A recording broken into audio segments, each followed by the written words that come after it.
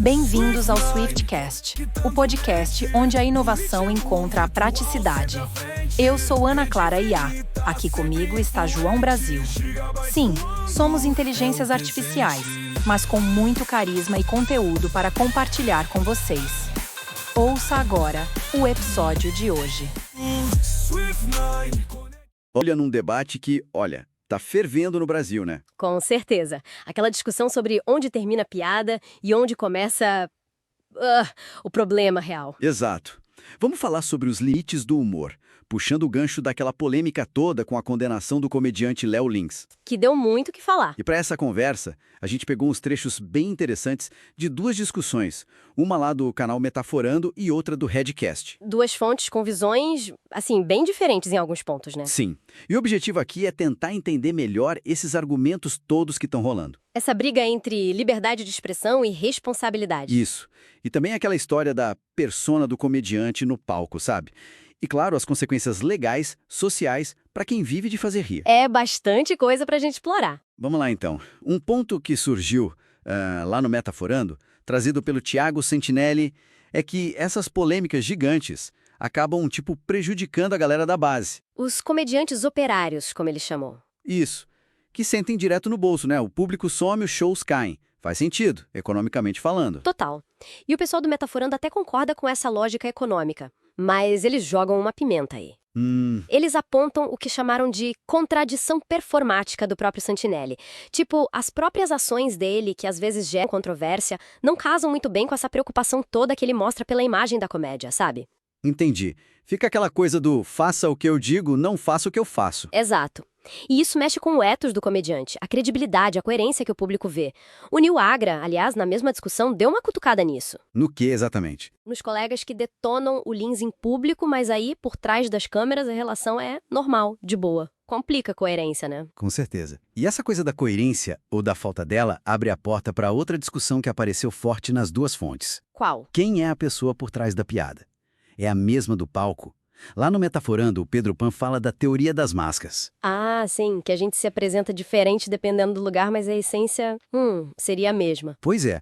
Só que aí, lá no Redcast, o Yuri Moraes traz o exemplo do Dave Chappelle, dizendo que um comediante pode muito bem falar algo no palco usando o próprio nome sem acreditar naquilo. Só pelo valor cômico da coisa. Exatamente. Fica essa dúvida no ar, né? E o que pega mesmo é essa dificuldade gigante de definir qual a intenção real por trás da piada. Aquela analogia do biscoito do Metaforando ajuda a pensar. Como era mesmo? A forma de estrela do biscoito não cria massa, mas é a massa que permite que a forma de estrela exista. Ou seja, Traduzindo para o nosso tema. uma piada que tem uma forma que soa racista, por exemplo, significa que o comediante tem uma essência racista. É bem complexo. Porque o Yuri Moraes, lá no Redcast, argumenta diferente. Ele diz que muitas vezes o público não ri do grupo em si, mas do exagero, do absurdo que o comediante cria ali. São olhares bem distintos sobre a mesma coisa.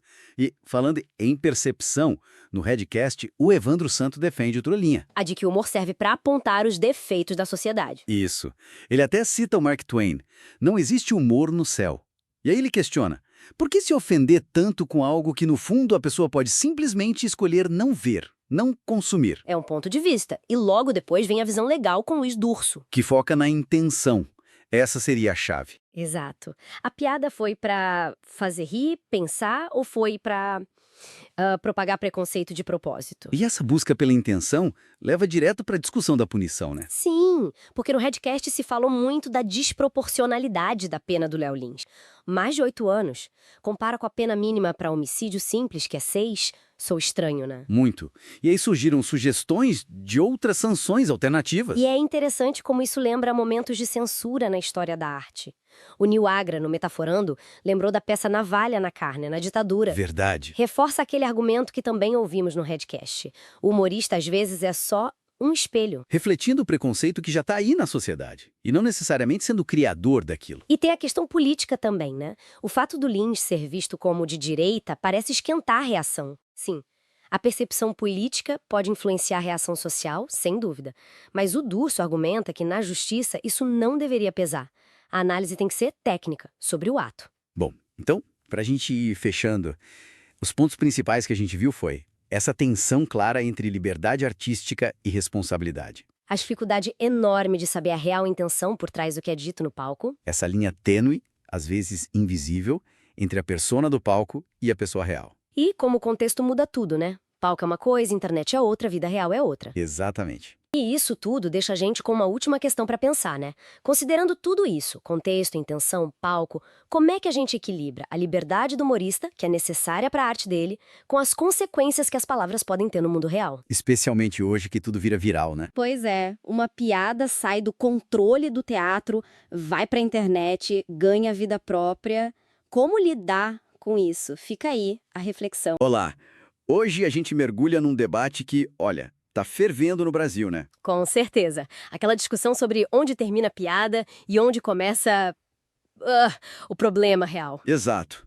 Vamos falar sobre os limites do humor, puxando o gancho daquela polêmica toda com a condenação do comediante Léo Lins. Que deu muito o que falar. E para essa conversa, a gente pegou uns trechos bem interessantes de duas discussões, uma lá do canal Metaforando e outra do Redcast. Duas fontes com visões, assim,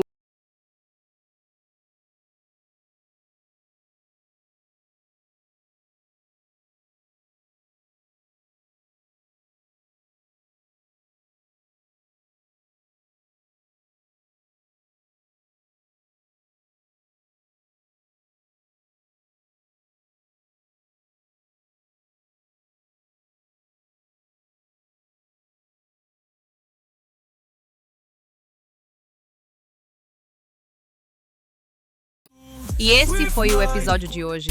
Fique ligado aqui e se inscreva no canal para ficar sempre bem informado. Swift Nine, conectando mente.